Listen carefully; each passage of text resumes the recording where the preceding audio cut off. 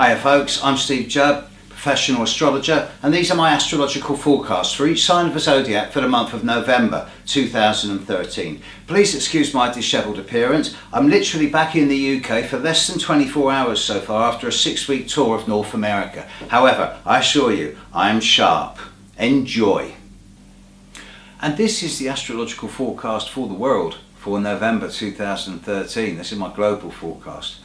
Pluto and Uranus are trucking along. The square heliocentrically is about exact now, and it doesn't really get any stronger than this. And during November, Venus is going to pass into Capricorn and will spend basically the middle 10 days of the month conjunct Pluto. So those people who are being affected by the Pluto-Uranus square should find during November that there's a degree more intensity, particularly in areas around value or romance and passion, anything that has value or worth, whether it is monetary, physically, food-wise, or just in terms of attachment. Brief but not too serious. Similarly, Mars in Virgo.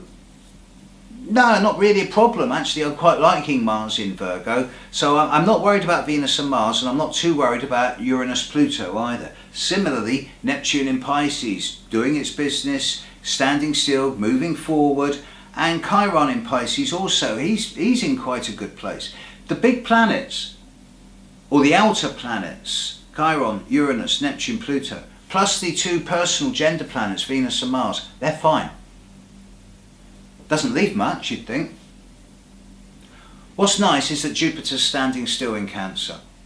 And whilst he does so, he's really affecting the middle 10 degrees of Cancer in a very positive way, particularly the sort of area between 12 and 20 degrees of Cancer. And Saturn is currently, as I speak, around 12 to 13 degrees of Scorpio, and by the end of the month he'll be at 15, 16 Scorpio.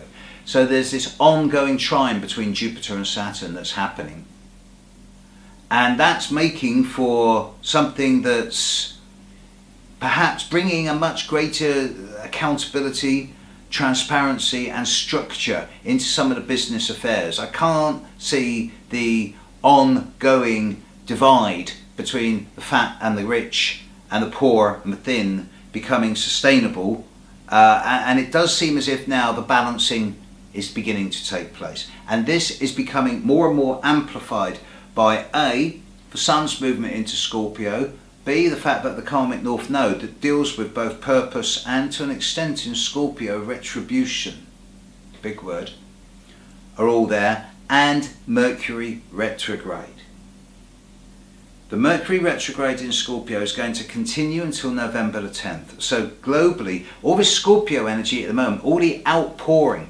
When similar situations like this happened in November 2012, there was the outpouring of all the paedophilia cases in the UK, America, Australia and everywhere. Now in November 2013, and to a certain extent October, we're seeing the outpouring of all the typical Scorpio stuff, not so much around sex, but around spying and intrigue. And there's a lot more to come between now and November the 10th. And even then, as Mercury will then regain the ground that it's lost during its retrograde motion, it won't clear properly till about November 21st, 22nd. So we're not going to see a cessation to the communication and confusion distortion and the intrigue. That's not going to come to a close till about November the 21st, 22nd, at which time the Sun will also leave Scorpio and move into Sagittarius. Now there are two other times that are really significant. To a lesser extent, there's the Taurus full moon on about November the 17th, 18th. And that's, dare I say it, pretty nice. That should bring a bit of a feel-good factor into quite a few people's lives. But before that, there is an almost total eclipse of the Sun at the Scorpio new moon on about November the 3rd, and it's very strongly conjunct Saturn. And for a number of people and a number of situations, things are becoming increasingly yes, no, black, white. And I do anticipate that in the first few days of November, there will be some extremely sharp and decisive statements and actions, both personally and globally, that will then set the scene for the rest of the month, at least until the 21st. We're not seeing any sign of new major crises and drama or trauma. What we are seeing is a great deal of outpouring as a result of those influences over the last 6 months. Nothing new, but now we're beginning to deal with the last 6 months. Long may it run.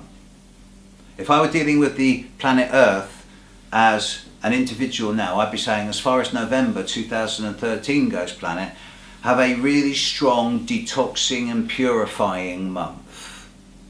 Well, there you go, folks. I hope that was interesting and helpful, considering that I'm suffering from serious jet lag. I didn't do too bad right there. I hope you have a great November, and a big thank you to all those people who have supported me consistently over the last few years. The donations that you send, believe me, every month they add up to just about enough to pay for the videos that I make. So in a way, this is cost neutral. It's my way of saying thank you to the world by teaching astrology. Long may it run. Catch you next month. Bye.